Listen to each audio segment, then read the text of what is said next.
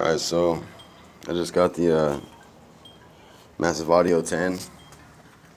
Got it in the mail today. I'm just opening it up. This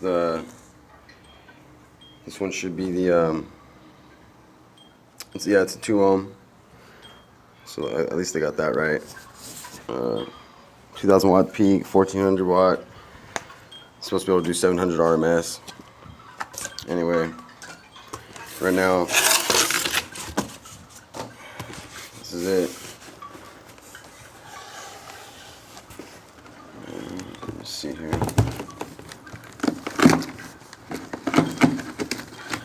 That's about 10-15 pounds. I like the kind of like this. I like hard subs. Right now I'm pushing a Rockville 10. It's 800 watts RMS and that shit hits. So I tried to go back on there and get another one because I wanted 2 of them, but they didn't have it. And I called Rockville and they said that it'd be 2 weeks. I didn't want to wait, so this is the closest one in specs, as in wattage and for everything else.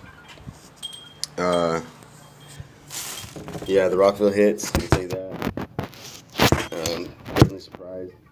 Good sub. I'm gonna take this out.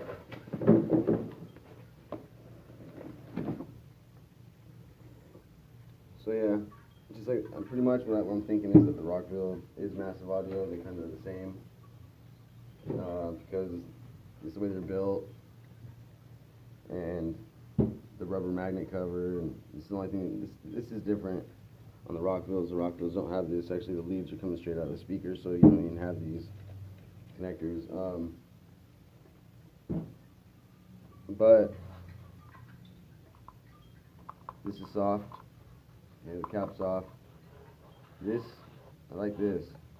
It's pretty stiff. I mean, it's exactly like the Rockville. It's got to be the same company. So back here we got the paper. You know, it's nice and pulpy. Yeah, I mean, it's light. The Rockville's like 10 pounds heavier.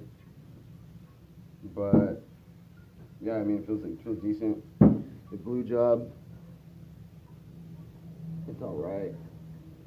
And pick this up. I got 4,500 watt monoblock pushing my Rockville right now, so I'm gonna throw this in a box with it, and we'll see what happens. It's pretty much the same mounting depth and everything. I'll let you guys know how it sounds. And yeah.